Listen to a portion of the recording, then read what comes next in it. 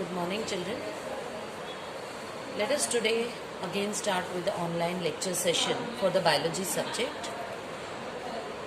Today we are going to end up the first life process with which we started the journey of this chapter 8, that is respiration. The last topic of this life process is artificial ventilation. Artificial ventilation is also called as artificial respiration, since it is a method of including breathing in a person when natural respiration has stopped.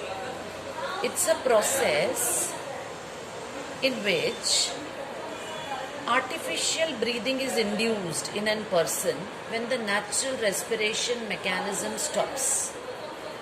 It can prevent the death of an individual due to drawing, choking, suffocation, electric shocks, etc. The process involves two main steps.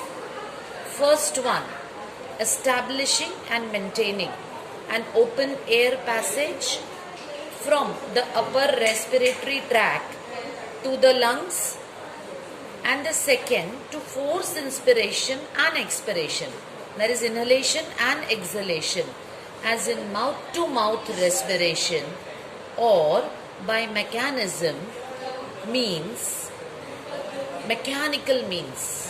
with the help of ventilations, which are provided by ventilators. So our next topic and the last topic in respiration is ventilators. Children, a ventilator is a machine that supports in breathing. It's a machine that supports in breathing. It is used during treatment of serious lung diseases and disorders. It is also used at the time of surgeries and when normal breathing fails in an patient.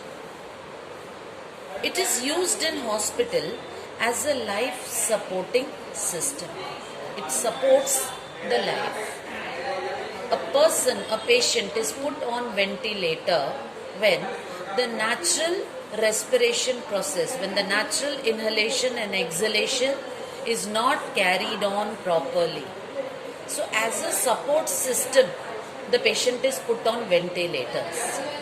Now, ventilators do the following things. It brings oxygen into the lungs, removes carbon dioxide from the lungs, and helps the patient to breathe. Let us start with the second half of this chapter, which involves a second life process, that is circulation. You know, children, circulation and transportation, these are two sides of a coin. The same life process is called as transportation in plants, whereas the same mechanism, the same phenomenon is called as circulations in animals. The process involves transport of material from one place to another via something, through something. So let us study how this process, this mechanism takes place in our body. To start off with transportation. Transportation in organism and in animals occurs by diffusion or by active transport between the cells. Now this mechanism is suitable wherever surface area of the body is large. Animal is having very large surface area and the distance between the parts of the body is very small. So, animal having a large surface area of the body and the organ or the parts placed within the body is placed at a very small distance. In these kind of organisms, we see transportation takes place by the means of diffusion or active transportation. Cyclosis. It is a streaming movement of the cytoplasm. You know very well, children, that cytoplasm is the fluid present within the cells of our body. It is very beautifully seen in amoeba and paramecium, which are unicellular organisms. Next is intracellular transport. What is intracellular transport? It is the transportation within the cells, a kind of flow of material from one end of the cell to another. The movement of the material, the movement of the things takes place within the cell. So it is called as intracellular transport. Beautifully exhibited in sponge. It is a porphyrin. And coelentrates. Best example, we can go with hydra, jellyfishes. The surrounding water is circulated through the body cavities. Right? Next is extracellular transport. Very beautifully exhibited in roundworm, Ascaris lumbricoid, belonging to the phylum Aschelminthes. There is no blood vessels and the body fluid is moved around the viscera by contraction of the body wall and the muscles. Now this kind of transportation is called as extracellular transport. Let us study now, children. So when you concentrate on the terminologies highlighted over here like diffusion, active transport, cyclosis, intracellular transport, extracellular transportation or transport, all these kind of transportations you get to see in lower organisms, lower animals. Whereas when you move on to circulation in animals and that to higher animals, right? Let's see what is it. So the next topic is circulation in animals. In higher animals ranging from annelids, phylum Annelida, a phylum to which earthworm belongs, to chordata. Now we are chordates. They have a special fluid called as circulating fluid. Which is the circulating fluid in us? It is blood and the lymph. The red color fluid, blood, and a straw colored fluid, lymph.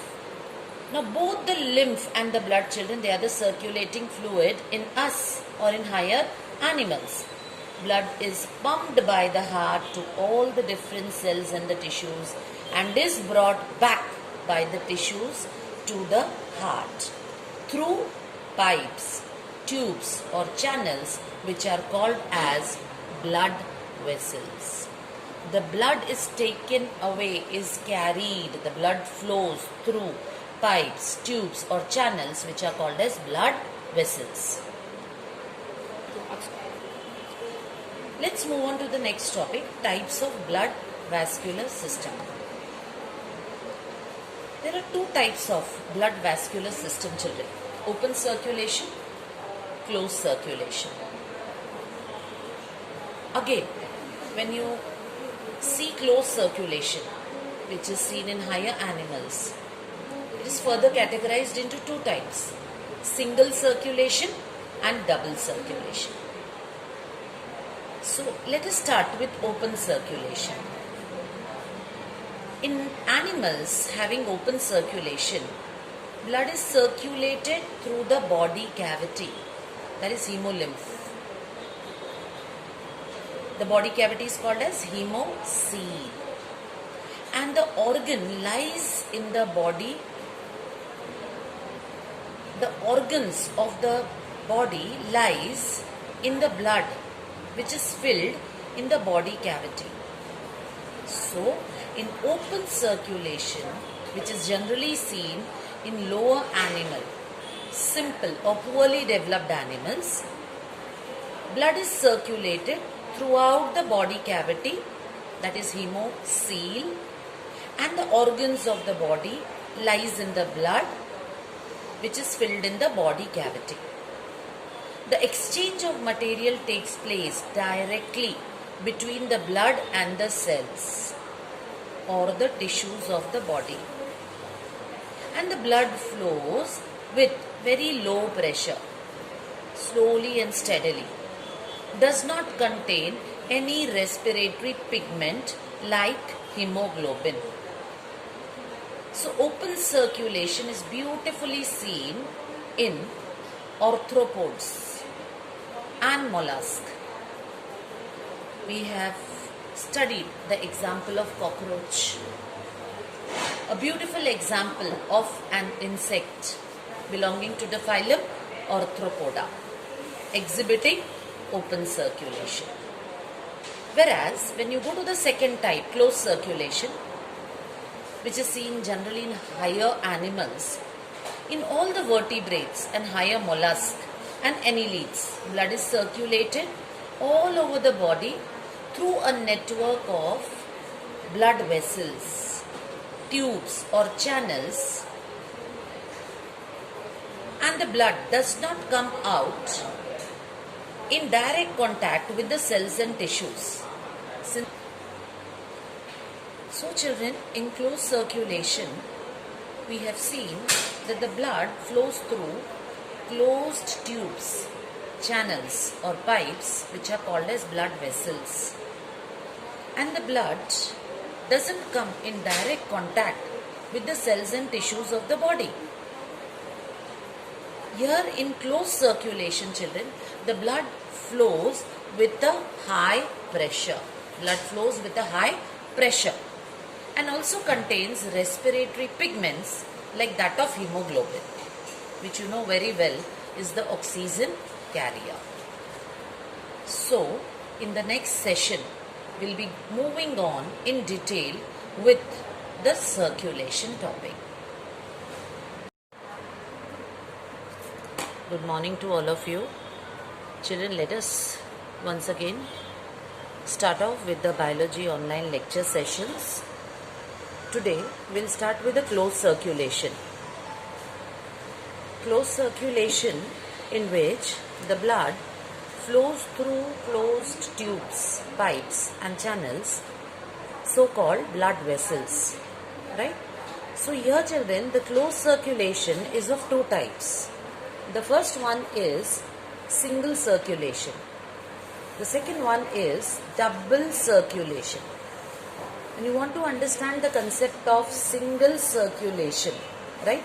We can say in single circulation, blood passes through the heart only once during each cycle. हर एक cycle के दौरान blood heart के through सिर्फ एक बार पास होता है, right? And it is beautifully exhibited in fishes. You know very well, children, that fish have two-chambered hearts. So the deoxygenated blood, that is the impure blood carrying carbon dioxide, is pumped from the heart towards the gills, where it gets oxygenated. And then this oxygenated blood moves towards the various parts of the body and again gets the deoxygenated, and then in turn this deoxygenated blood is brought back to the heart. So here the blood visits the heart only once. Therefore children, the fish, since has two-chambered heart, the heart of the fish, which carries only deoxygenated blood, is also called as venous heart. What is it called as? Venous heart. Because why the term venous heart? Because you know very well, children, that out of the three blood vessels, veins are the blood vessels which carries deoxygenated blood, except pulmonary vein. Yes. Let us now move on to the next, and that is the double circulation. Now, double circulation is beautifully exhibited in us. In double circulation, children, the blood passes twice through the heart during each cycle. And as I told you, it is beautifully exhibited in all the birds and mammals, in apes and mammals. In these, animals' heart pumps deoxygenated blood. Now, from the heart, this impure blood, this deoxygenated blood goes to the lungs. Why it goes to the lungs? For its oxygenation. So, in the lungs, it gets oxygenated. And now, this oxygenated blood is brought back to the heart. This is called as pulmonary circulation. Right? anything related to lungs is entitled with pulmonary. Anything related to heart is entitled as cardiac. Anything related to kidney is entitled as renal, right? So here, since the deoxygenated blood from the heart goes to the lungs for its oxygenation, gets oxygenated and is brought back to the heart. This cycle, this flow of blood forms the pulmonary circulation. Heart to lungs, lungs from the lungs back to the heart. The second phase of it is, now this oxygenated blood which is pumped, which is brought from the lungs, is pumped from the heart to various parts of our body. And from various parts of our body, again the deoxygenated blood is brought back to the heart.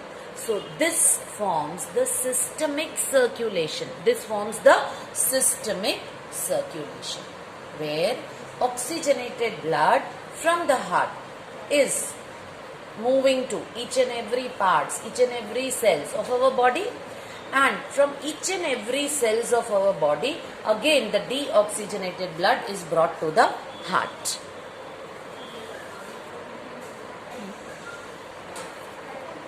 Now, circulatory system in human being, children, is the next topic. Human circulatory system, children, is composed of blood vascular system and lymphatic systems.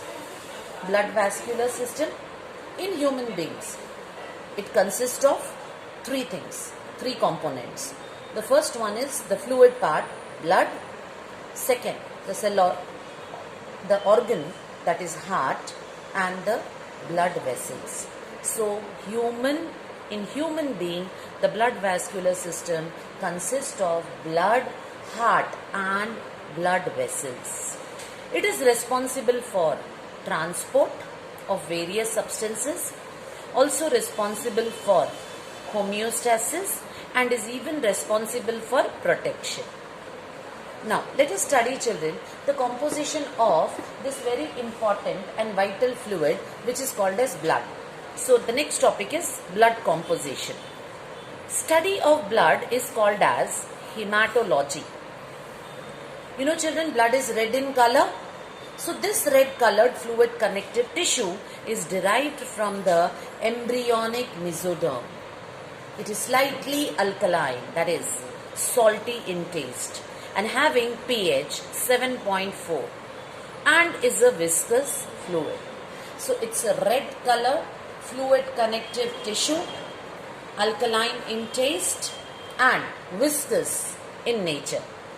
It has two main components. The fluid part, which is called as plasma, constituting 55% of the blood, and the solid components, these are the blood vessels. These are the blood cells, also called as blood corpuscles, which constitutes 44% of the total blood. Let's start with the first one, that is plasma. Now, what is plasma? It constitutes 55% of the blood. It is a straw-colored fluid, slightly alkaline and viscous in nature. Let us study, children, the composition of plasma. You know, children, plasma is the fluid part of the blood. It contains 90% of water in it.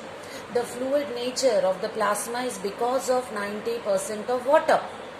Then it has 7 to 8% of plasma proteins. Plasma proteins such as albumin, globulin, propagin, prothrombin and fibrinogen. Next, it contains 1% of inorganic salts. 1% of salts dissolved in it, such as sodium, potassium, magnesium, calcium, iron, manganese, chloride ions, bicarbonate ions, right? And also it has some other components which are in the proportion of 1:2%. So the other components includes food particles, which has the digested food molecules such as glucose, amino acids, fatty acids and triglycerides. Some waste materials such as urea, uric acid and creatinine. Even it includes some of the regulators which regulates or controls some of the other activities of our body such as hormones, enzymes and vitamins. It even has anticoagulants such as heparin, cholesterols and antibodies which fights with the germs, and last but not the least, it even has dissolved gases in the form of carbon dioxide, oxygen and nitrogen gas. Right children? So the major components of plasma includes 90% of water in it, 7 to 8% of plasma protein and 1 to 2% of other substances. Let us move on to the next topic now, that is formed elements. What are formed elements? Look here children. The blood cells that are produced in the body are collectively called as formed elements. We have studied that blood is the fluid connective tissue. What is a tissue? Tissue is the cluster of similar cells which clubs together. So even blood is a tissue which is not solid in nature. It is fluid in nature and it has many cells into it. So all the cells, the different types of cells which are found in the blood together are called as formed elements. Right? In human blood, there are 3 types of formed elements. The first one is children, red blood corpuscles, that is RBCs, or it is also called as erythrocytes. White blood corpuscles, also called as WBCs or leukocytes. And the last one is platelets, which are also called as thrombocytes. What are they called as? Thrombocytes.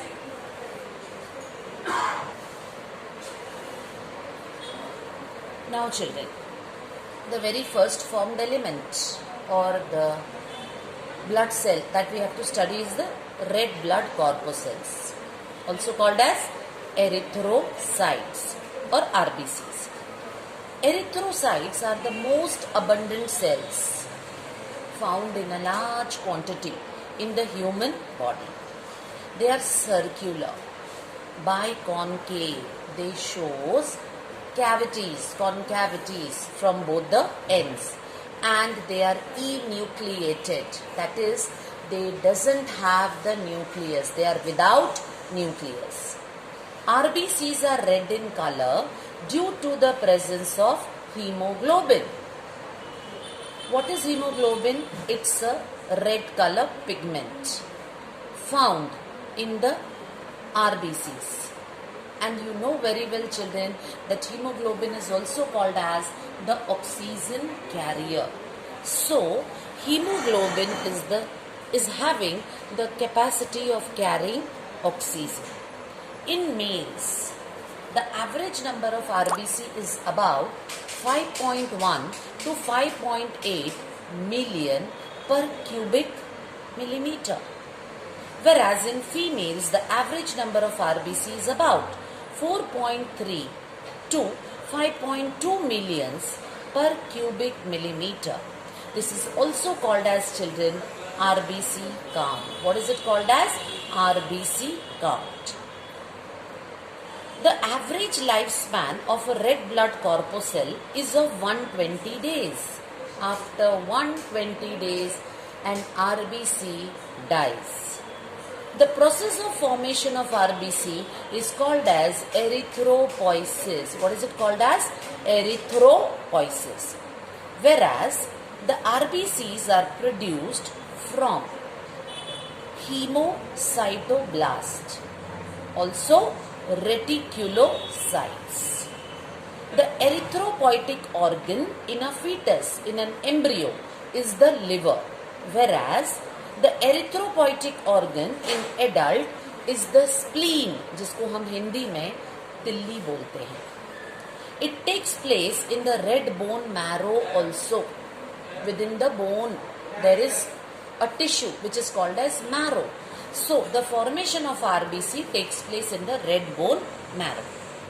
Next, vitamin B12. What is vitamin B12, children? Cyanocobalamin. Folic acid and heme proteins are required for the production of RBCs. They play a key role in the formation of red blood corpuscles. The old and the worn out, that is dead, cut RBCs, cut cells of RBCs are destroyed in the liver and the spleen. So, these two are also considered as the graveyard of RBCs. Whatever RBCs, they finish their lifespan in our body after 120 days, or accidentally if the RBCs are cut, they are damaged. So these dead or worn out RBCs are destroyed in two organs. The first one is liver, the second one is spleen. Therefore, they are considered as the graveyard of RBC. Next, the condition in which the number of RBC increases. Sometimes it happens that the number of red blood corpuscles increases. Now, this condition is called as polycythemia.